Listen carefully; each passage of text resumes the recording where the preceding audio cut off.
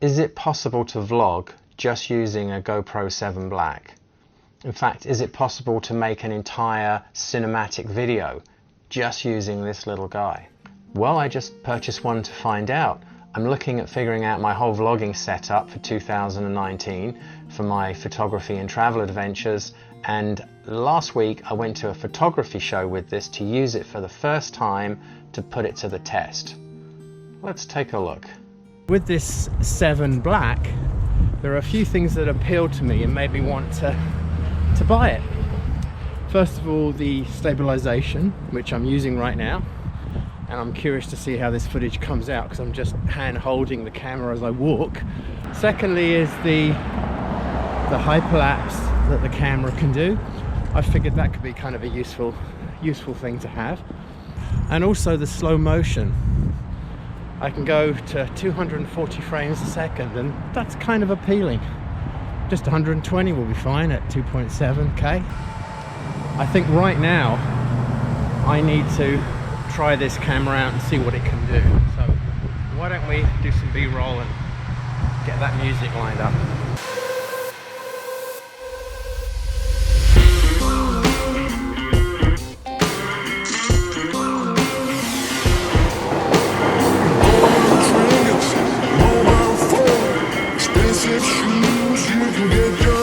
Just gonna love you. Yeah, I'm gonna love you. Just gonna love you. Yeah, I'm gonna love you. I'm gonna love you, babe. Cross my heart and hope to die.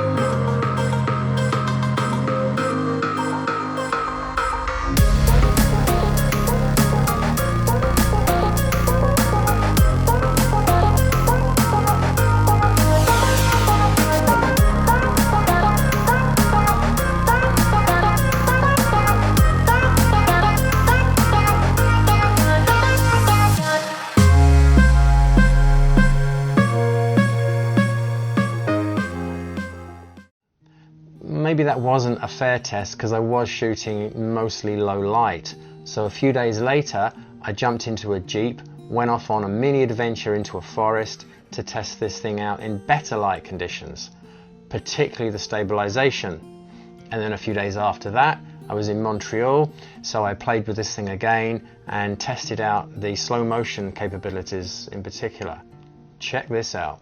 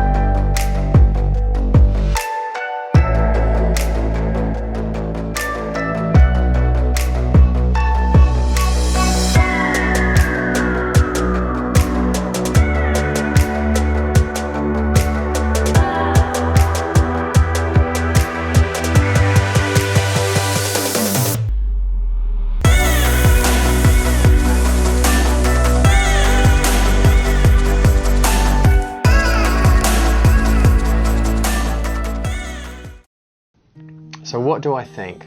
Well, first of all, the bad. I used 3 batteries to shoot that little sequence at the photography show. That wasn't good. With my Hero 5, I would have used just 1. Secondly, low light capability hasn't really improved much. It's still not great in low light, a lot of grain. It's only a tiny sensor, so that's expected. Thirdly, this thing can now shoot vertically as well as horizontally, and I found it to be a bit of a nuisance because the default setting, and I didn't know this at the time, is to work either way. So when I was picking up the camera to shoot, my footage was actually being filmed vertically, but you can switch that off. You can switch it to horizontal format only. I didn't know that until after the fact. So, lastly, the audio. I found it a little bit glitchy. It's improved a bit over the last model, but it's still not that great. Some situations it's going to work, but most situations I would prefer to use my Zoom H1 still to get external audio. Now for the good.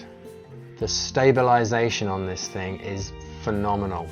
The Jeep sequence at the beginning, I was shooting from car to car. I mean, it was just incredible. Secondly, the hyperlapse function on this thing is just incredible. The only problem is now everybody's going to be using it and you're going to get sick and tired of seeing it everywhere. Thirdly, the slow motion capability of this I thought was also phenomenal. I mean, really impressive.